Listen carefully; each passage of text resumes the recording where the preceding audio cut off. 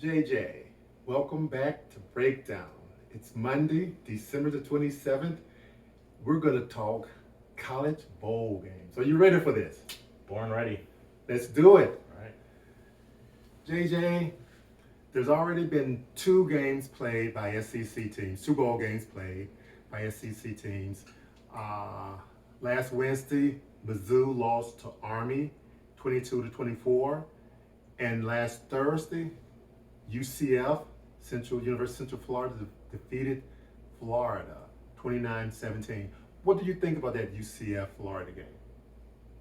I think that's the fourth time UCF has beaten an SEC team in a bowl game. But I think that game really signifies the desired portion of these bowl games. I think UCF had something a little bit more to prove than Florida did, as we stated, and I think that result was proven in the game. And UCF is a future Power 5 team. Will eventually be joining the Big 12. 2023. And Florida's an SEC team that lost. UCF was 9. They're 9-4. They lost 4 games this year. That's an impressive game. But let's talk about the games that are going to be played this week. This is the smorgasbord for college bowl games. Starting tomorrow, JJ, we got 3 games, 2 SEC teams and 1 Big Ten team. Let's talk about Houston and Auburn. What's your take on that game? Houston is a team that only has one loss. They only had one loss before they lost to Cincinnati in the championship game. They're 11-2. They're 11-2, coached by Daniel Holgrimson. He left West Virginia for Houston, just in time for Houston to join the conference that he left for. Okay. So I think that's a pretty good matchup. Auburn was dynamic at times. They almost beat Alabama. They beat Arkansas. They beat some really good teams. They didn't look as good against some other teams. I think it should be an interesting matchup. A little less so now that Bo Nix has left the Auburn program for Oregon, though. Auburn is a 2.5-point favorite in that game. Yeah. Auburn is 6-6 this year.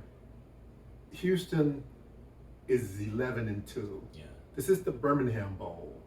Why would a 11-2 team be a 2.5 underdog to a 6-6 team? Well, they do have different records for their schedule, but all records aren't created equal. I think Houston's strength of schedule is the reason why they went 11-2 this year. I think if you had switched these teams, I think Auburn would have probably also went 11-2, maybe 11-1. Two questions, JJ. What state is the Birmingham Bowl played in? It's played in Alabama. What state is Auburn in? It's in Alabama. Advantage Auburn. Maybe. Okay. Well, the other game, in that game, who you got in that game? The 2.5-point favorite. 2.5-point Auburn, you giving them, or are you going to take Houston and take those points? I am going to take Auburn. I think TJ Finley, the backup quarterback, probably wants to prove himself a little bit. It's an audition of sorts for him to be the starting quarterback going into the next season.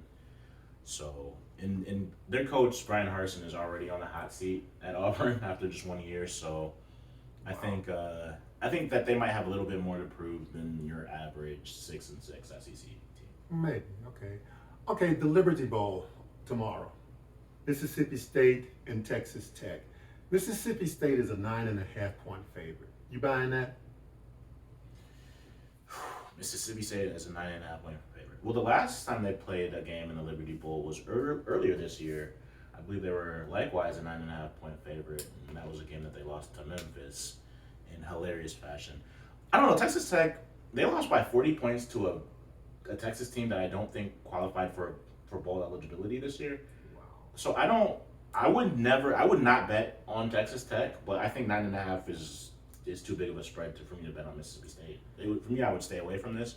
But if I had to pick one, you know what? Mike Leach going up against his old team. Yes, I was going to mention that. Yeah, he might have a little extra something for him. I guess I would go with Mississippi State, but I wouldn't put any real money on it. What would you go with? I'll go to Mississippi State, and I think the over and under is 58.5.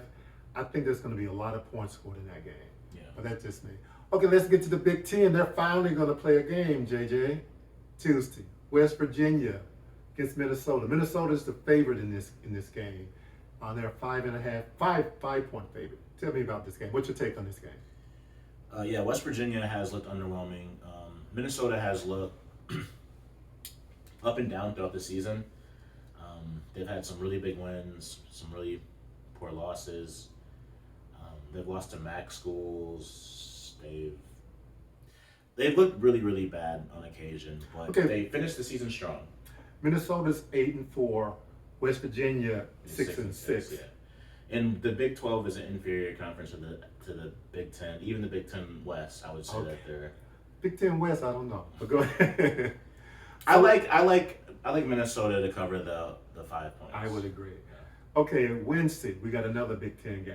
We got Maryland against Virginia Tech, and Maryland is a 3.5 point favorite in this game. Yeah. Who you got in this one?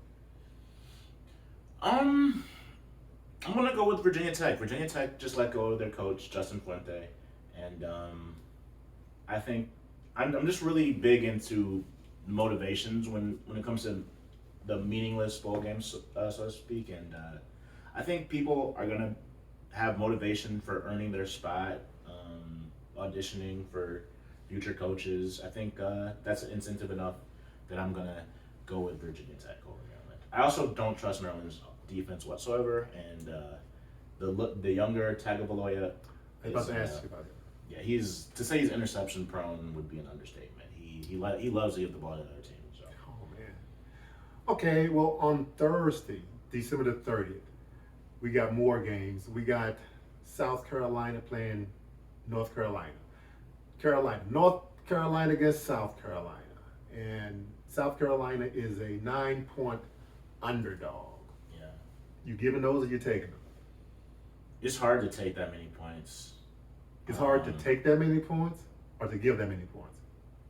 Well, no, it's hard to give that many. It's hard to take a team giving that many points. Okay. I should have articulated it. I will not be taking South Carolina. Maybe next year after they get Spencer Rattler entrenched as the quarterback, I'll lean to South Carolina. But I think North Carolina, they have a quarterback that should be drafted in the first round.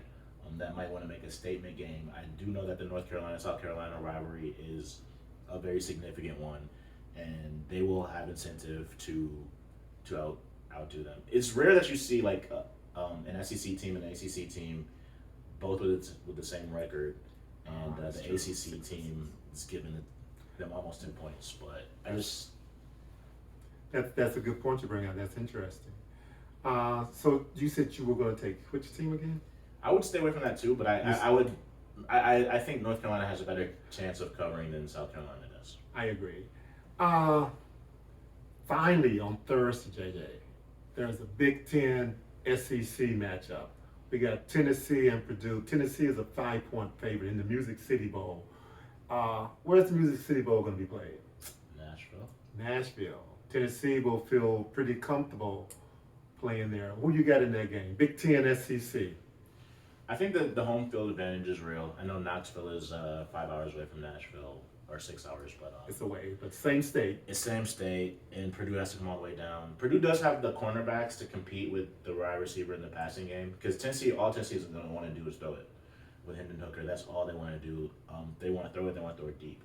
And Purdue does have the personnel to actually give Tennessee a run for their money, and they do have the offense to throw on Tennessee. But I just think the home field advantage and the way Tennessee finished the season down the stretch would give me reason to think that Tennessee will cover that spread. Okay. Ignoring the cover, just straight out win, you think that? Because when we talk about SEC versus Big Ten, I don't even want to talk about the points. I just want to know who's going to win and all like that. I think Tennessee's going to cover, so they have to win. Okay. Okay. Thursday, Michigan State playing. Michigan State playing in the Peach Bowl. They playing Pitt. Michigan State is a 2.5 point favorite. Talk to me about this game. Well, this is a game that I'm not sure if I'll be watching now that the two Kens decided to not play in it. Kenneth Walker the third and Kenny Pickett for Pitt. Two of the top six Heisman finalists, as we earlier mentioned. Yeah, it's just for me, it's just a game of what could have been. That would have been a really dynamic offensive matchup. But I mean, they still have dynamic players. You have Jaden Reed and Jalen Naylor for Michigan State, and you have a couple of receivers whose name escaped me for Pitt. But I don't know. Losing your quarterback in a game like that gotta be a blow. Michigan State is a 2.5 point favorite. I pick them to cover, and I will be watching. I have no idea. I mean, like, I have no idea what to pick. I mean, the two best players in the game are not going to be playing. True. I think Michigan State will put some points on the board. I think they will cover the 2.5. There's another Thursday game with a Big Ten flavor. Wisconsin and Arizona State, both 8-4 teams. Yeah. Tell me about this game. It should be an interesting game. I think Wisconsin has a really good defense. They've shown that for most of the year. I'm gonna say, okay, go ahead. All right. I mean, until the fourth quarter, like I know the games against Michigan got out of hand in the fourth quarter, and the game against Notre Dame got out of hand in the fourth quarter. But leading up to that, true, Wisconsin, was holding their own. I mean, I will never be a Graham Mertz fan. I think he had one really spectacular game, his first game as a college football player. But other than that, I think Wisconsin needs to find a better quarterback. But Arizona State has a dynamic quarterback. I'm kind of surprised that they're getting 6.5 with it being not in their backyard, but Vegas Bowl. Yeah, it's in Vegas. Yeah, Arizona and Nevada touch, so it's much closer to Arizona than Wisconsin. But okay. And I would pick Arizona State to cover. You would, but I think Wisconsin wins by 3, maybe. We're on the same page. I picked Arizona State to cover. Okay, JJ, let's go to New Year's Eve. We got the Tax Slayer Bowl. Wake Forest and Rutgers. Talk about this Tax Slayer Bowl for me. Well, Rutgers is in this game because they did really well academically. They did not have the requisite wins to get invited to the bowl game initially at only 5-7, but they are replacing Texas A&M as the first alternative since Texas A&M has too much COVID to play Wake Forest. Okay. Wake Forest was the runner-up to Pitt in the ACC, and they had a spectacular year for them, one of the best years in program history, and they're almost a 2-touchdown favorite against Rutgers. Rutgers, I think, has the ability to raise their level of play to their competition to a certain degree, but I don't think that they have the ability to withstand offenses with firepower like Wake's. So I would expect Wake to win by 10 to 14. I'm not sure if I could say that they cover the 13.5 just because that number is so high, but I think after a while, Wake Forest will. I think Wake will dominate this game offensively. The over and under is 61.5. I think I'd take the over on this one. I think I take the over one. Okay, that's Fridays. We're gonna come back to 2 more games on Fridays after we go through the rest of the bowl games. But now we're gonna move to January 1. And my favorite game on January 1 happens to be the Outback Bowl, pitting Penn State against the mighty Razorbacks of Arkansas. Penn State's a 1-point favorite. How you figure? Well, they have more experience just being in bowl games as of late. I think this is Arkansas's first bowl game in 5 years. They obviously didn't go to any bowl games under Chad Morris, and the last few years of Brett Bielema weren't pretty, and last year they did not make it in Sam Pittman's inaugural year in Fayetteville. Is Traylon Burks going to play? He is not. He has opted out. Trey Williams will not be playing, and Penn State's starting linebacker will not be playing. one of their starting linebackers. So 3 permanent players have opted out. I still say Arkansas wins. I say Arkansas rolls. Uh, the over and under is 47 and a half. Arkansas might score 47 and a half by themselves. You heard it from me, people.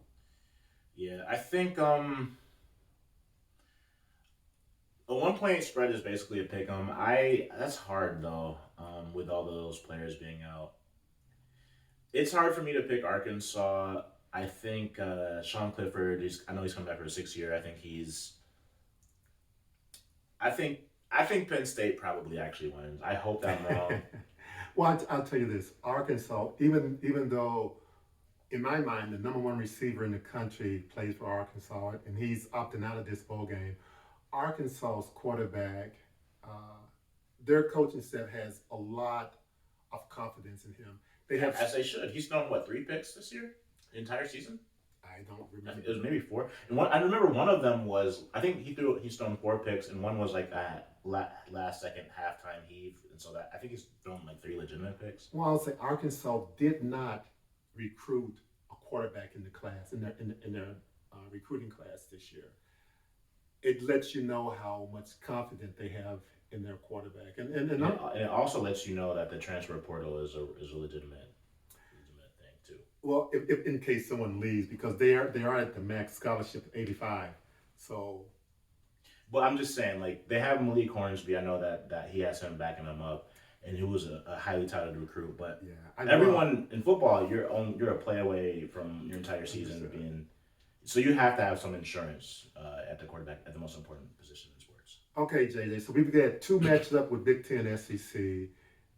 First one was Tennessee Purdue, and you picked Tennessee. Yeah. Second was Penn State and Arkansas. You picked Penn State.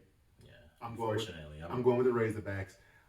Okay, the other Saturday game pitting Big Ten against SEC is the Citrus Bowl. That's Kentucky against Iowa. Yeah. Kentucky is a 3-point favorite. Tell me about this game. Kentucky has one of the best offensive lines and one of the best defenses in the nation. The way to expose their defense is through the secondary. Their cornerbacks are not particularly good, but luckily for them, Iowa does not have the ability to do so. Iowa's starting running back has also decided not to play in this game. Goodson, he's sitting this one out. And Kentucky notoriously has never they don't have a problem keeping their players. Like their players almost never ever sit out for bowl games. And I think even if they did, this game would probably be one that they might find extra motivation for, because Kentucky's coach Mark Stoops did graduate from Iowa, and he has a lot of affinity for that program. I think that's one of the reasons they pit Iowa versus UK in the Citrus Bowl. If you look at the final college playoff rankings, Arkansas was actually ahead of Kentucky because Kentucky had an incredibly weak strength of schedule. I think they had like the 68th or 69th, but strongest strength of schedule in the country, which is really hard to do when you're in the SEC, because the SEC has really in week in and week out they have competition. And they got 13 of their 13 of their 14 teams were invited to bowl games. Yeah, that's pretty high. The one thing about Iowa, I can't get the vision of that Big Ten championship game out of my head. So I'm going to pick Kentucky to win this one straight up. So far we got, I'm going with the SEC in all 3 of the matchups. I've gotten Tennessee beating Purdue, I got Arkansas beating Penn State, and I have Kentucky beating Iowa. And there's one more matchup that we'll talk about later on. For the record, I'm going to pick Iowa because while I can't forget what Michigan did to Iowa as well, Kentucky is not Michigan. Okay. Okay, so you and I got 2 differences. Let's move to Ohio State, the Rose Bowl, the granddaddy of them all. Ohio State is 7-7 all times in Rose Bowl games, JJ. And that's like the second best record in Rose Bowl history after USC, surprisingly. No, seriously, that's Michigan. I know has a losing record in Rose Bowls. Michigan State does as well. Well, Ohio State does not have a losing record. Fair. Okay, Talk to me about this game. Ohio State is 10-2. Utah is 10-3. Yeah. Ohio State's only a 6.5 point favorite. I like to call that free money. Withdraw all your money that you have available to you. Run to your nearest place of betting and put everything that you own on Ohio State to cover the 6.5 points. JJ, given the history of the Big Ten and bowl in the Rose Bowl game specifically, you gonna be that optimistic? Well, given the history of Utah not even being in the Pac-12 for any of those losses, Doesn't matter. Doesn't matter. It does. Ohio State has gone to Pasadena 14 times, and they've just broken even. How many times has Ohio State lost to Utah? How many times has Utah lost to Ohio State? If they've played, I can almost guarantee that it's more times than Ohio State has lost to Utah. It could be zero. It could be. It could be zero. But okay, I will go with Ohio State in the game, but I wouldn't be too aggressive there. Let's talk about the Sugar Bowl, JJ. Okay. It's the last of the games. Ole Miss against Baylor. Ole Miss is a 1-point favorite. Mm-hmm. Talk to me about this game. It's gonna be Matt Corral's coming out party. I think he's probably the best quarterback in the country. I think he has something to prove. I think him not getting invited to New York is probably led to him having a bit of a chip on his shoulder. And I think he and Lane Kiffin will cook up something for Dave Aranda in Baylor. And I expect Mississippi to cover that 1-point spread. JJ, tell me, why is it, both teams are 10-2, tell me, why is it that Matt Corral is even playing this game? He's likely to be the first quarterback picked in the draft, right? If not Kenny Pickett. I think Kenny Pickett has shot up to the top of the draft boards ahead of Matt Corral in projections, and I think that's one of the reasons why he's going to play. Kenny Pickett is not playing in his bowl game. Matt Corral is. That's, I think, a feather in Matt Corral's cap. I think if he plays well, I think any and every amount of data that you can do to prove yourself, to put yourself in the position to be, the head of the class. I think any competitor would want that. I think Matt Corral is a competitor. All right, so, okay. Well, let's go to, JJ, the Texas Bowl. LSU and Kansas State. Kansas State is a 1-point favorite, and that game is January the 4th. It's not on January 1. The Texas Bowl, obviously, is going to be played in Texas, San Antonio, I believe. You buying the one point favorite by Kansas State, K-State? I don't really know, honestly. I've watched 2 Kansas State games all year, and LSU's had so many influx of players transferring, and they their coach is leaving. I mean, this game. Yeah. You tell me. It's a late game. LSU is 6-6, and Kansas State is 7-5. It's not going to be. Most likely won't be a highly watched game. LSU don't have a coach there, but I think it will give their coach for next year an opportunity to really see his players. But JJ, we've gone through the bowl games, and hopefully these bowl games will get played. So far, there's been 5 games canceled, bowl games canceled. There's been the Military Bowl, the Fenway Bowl, the Arizona Bowl, the Hawaii Bowl, somebody else bowl, I can't remember. But this coming Friday, New Year's Eve, there are 2 key games going on. What a time for them to be, New Year's Eve. Just for the time everyone wanted. Well, I will be watching. So we got Cincinnati and Alabama. We got Georgia and Michigan. JJ, Cincinnati is not a Power. Is not in a Power 5 conference. Not yet. Correct, not yet. This is the first time that a non-Power 5 conference has made it to the college playoff.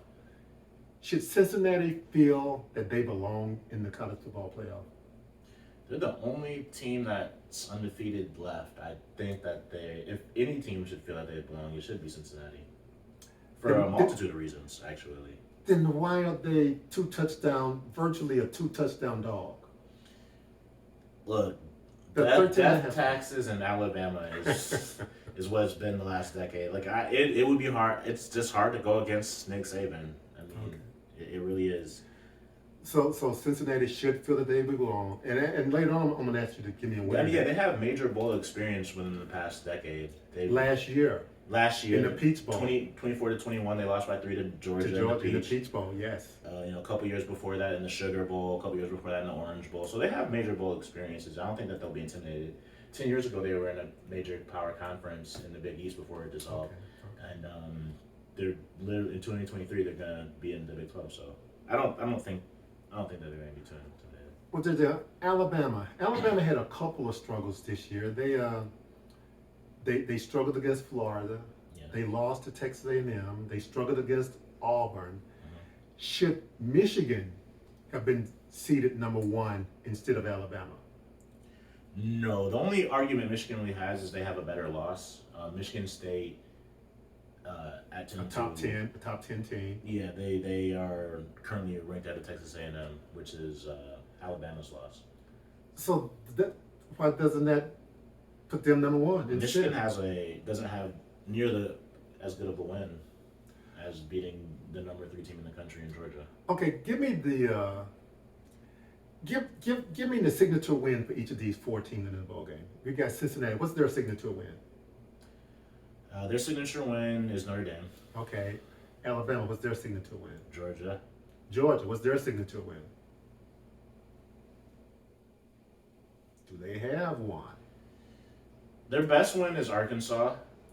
What about the first game of the season against Clemson?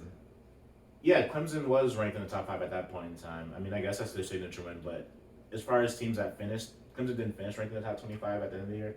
As far as like at the end of the year, where the teams were at where they finished, Arkansas is their best win. Kentucky would have been their second best win. They only beat one other team in the top 25, and they were. I mean, they haven't beaten any team that wasn't even in the teens. What about Michigan? What's their signature win? The team that they haven't beaten in a decade. That team down south? That school down south. Okay, Ohio State. I don't know. I don't know who has the best signature win. Okay, JJ, we mentioned Georgia. Georgia was undefeated up until the SEC championship game. Did that championship game expose Georgia, or would it make them more focused and make them even more dangerous? I mean, it might make them more focused, but it absolutely exposed Georgia. Okay. 100%. I mean, it exposed their. I mean, as great as their defensive line is, I mean, I think Bryce Young and Jamison Williams exposed that secondary for what it is, and that is subpar. Can Michigan do the same? That is a good question. Don't answer that question. I'll come back to that later on. We talked about the 4 teams: Cincinnati, Alabama, Georgia, and Michigan. Rank each team's quarterback, 1 through 4. Which has the best quarterback? And if you say Alabama, I would agree with you. But who's number 2, number 3, and number 4? And yeah. After the reigning Heisman winner, I think there is a clear number 2 with a bullet, not even in need for a discussion, in Desmond Ridder from Cincinnati. I think he's obviously the second best quarterback. After there, it just comes down to who do you prefer, Cade McNamara or Stetson Bennett. I think both are just game managers. I think they're both just replacement level quarterbacks. I will give the edge to Michigan since they have J.J. McCarthy, who adds a dynamic element with his legs. And while Georgia does have J.T. Daniels, he's in COVID protocols and hasn't played all season. And I don't think he's going to play. So the best 2 quarterbacks will go against each other in the first game, Cincinnati and Alabama. Okay, JJ, which of these 4 teams would you think would have the best offense? And which of these 4 teams has the best defense? Alabama has the best offense. Okay. I think that Ohio State had the best offense all year, and Alabama was the only one in their league, really. Okay. Their best defense. It's really hard to say. I think it depends on what you like. I'm gonna go with Cincinnati because of Kobe Bryant and Ahmad Gresham. They're unanimous All-Americans corners for Cincinnati, and Kobe Bryant is the Jim Thorpe Award winner. He just changed his jersey number from 7 to 8 because he's operating under the Mamba mentality of the other Kobe Bryant, who spells his name with a K. I really like secondary. I think that's the way to slow down a team like Alabama. I think as great as pass rush can be, you know, I think the game is set up for the offense to beat the defense. I think the back end is where you can make a living. I think Georgia has a really great front seven, and it didn't really matter against Alabama. So I think I mean, I don't know. It's really hard. I mean, I think Michigan has the best defensive line in the country. Georgia has, you know, the best front seven in the country. But I'm going to go with Cincinnati. So Michigan has the best defensive line in the country. Yeah. It has the best offensive line in the country. Yeah. They got the best running back tandem. Yeah, tandem. But running back tandem, what does that mean? That doesn't mean that you have the best backfield. It just means, you know. Okay, JJ's. I can't wait till we get to the very end, because we're getting there pretty soon. But right now, tell me, of these 14, which one has the most NFL prospects? Alabama. Alabama. Next question. Is it ever going to be close? Yeah, I mean, it's close. Georgia, Okay. you know, Georgia gets a lot of guys drafted. They have a lot of, I think they finished in the top 3 in the nation in recruiting. Okay, give me the home run hitters for each team. Well, for Michigan, it's obviously Blake Corum.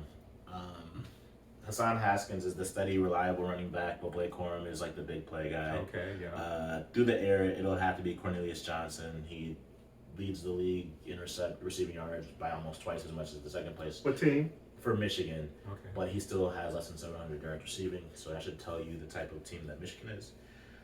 For Cincinnati, it's going to be Alec Pierce, 6'3" wide receiver, senior. I think he has like 1,300 yards receiving. He's pretty dynamic. They also have a running back that's getting 6.2 yards per carry in Jerome Ford. Georgia doesn't have really dynamic offensive players. I mean, George Pickett would qualify if he was healthy. I don't know what percent he's at. If he's anywhere close to 100%, then George Pickett. But assuming that he's going to be hobbled a little bit, I guess you can go to their tight end, Brock Bowers. But, you know. Okay. Well, JJ, of these two games, And then Alabama, of course, has Jamison Williams and plus they got, Brian Robinson. yeah, And the Heisman winning exactly. quarterback. Well, of the two games coming up this Friday, which game intrigues you the most? Which matchup intrigues you? Cincinnati, Alabama. And that's a 13.5 point Yeah. game. It intrigues you the most. Yeah. You tell me why. It's the underdog stories, David versus Goliath. This is the first time Okay. anyone in Cincinnati's position had the opportunity to be led into this position, so I want to see what they do with it. It's also, I mean, this will also be the best secondary that the Heisman Trophy winner has faced, and it's not even close. Cincinnati has the best corners in the country, and they have a potent quarterback on the other side of himself in Desmond Rivers. They have a pretty good coach in Luke Fickell. I think that is easily going to be like the game to watch to me. I'll just say this. You have prime time. You get the best corners. You get anybody. But if you give that quarterback 8 seconds to throw the ball, I don't care who you got playing defensive back. And my thing is, if you can cover for 8 seconds, I don't care who you have rushing the quarterback. You should better get home. That's my interpretation of what you just said. Well, JJ, without telling me who you picking to win these matchups, give me an analysis of each game, a breakdown, because that's what we do on breakdown. We break it down. Give me a breakdown. I think you've gone through a lot already. I just explained why Cincinnati, Alabama is the game I'm looking forward to most. Okay. So that's that. And when it comes to Georgia and Michigan, I mean, they're basically the exact same team. They had game managers for quarterbacks. They don't have a dynamic passing game. They want to run the ball. Jim Harbaugh, I can't remember the name of it, but when the award for the best line in the country was presented, Jim Harbaugh had a shirt on that said, run the darn ball. It didn't say darn. But, I mean, he's telling you exactly what he wants to do, and we already know what he wants to do, so. Like Keyshawn wrote that book that said, give me the ball. Yep. And Harbaugh The said, darn no. ball. Okay. You know, you mentioned Harbaugh. His sister is married to a head coach down there in Georgia. Joni Cream. Married to Georgia's basketball coach. Yeah, Georgia basketball coach is from the state of Michigan. Yeah, they done moved to Georgia. You know, it's going to be interesting to see who Harbaugh's sister will be pulling for, given that her husband is a head coach for the basketball team in Georgia, but I'm just saying that. We know she'll be pulling for those maize and blue Wolverines. But JJ. Yeah, because I don't think her husband might be the basketball coach in Georgia for much longer. But that's neither here nor there. Now that you have broken it down, we've gone through this quite a bit. It's time for you to tell me who's going to be playing for the national championship on January 10th. What two teams? Well, I figure that it'll be Alabama, Georgia, Part 2. Ooh. That's not what anybody wants to see, but I think it's going to be a different rematch of sorts. I think it's going to be a rematch of last year's Peach Bowl. I think Cincinnati will be playing Georgia again. Interesting. I know you have picked two Big Ten teams to win head up against the SEC, and you're picking Georgia. It sounds like so that would be two SEC teams to win. You picked Tennessee and Georgia to win. You picking Penn State, and who was the other game? Iowa. Yeah, over Kentucky. And I'm going for a clean sweep. I got the SEC doing it all. Hey JJ, we've gone through everything. I've covered everything I wanted to cover. Is there anything you want to cover? You want to mention on anything? I don't really have anything more to mention. Okay, as the stat man who's sitting beside me always says, the more stats, the more money. Get your stats. I've never said that. All right, that's it. Peace out. WPS. We'll pick Suey. Who dey? You never said that, huh?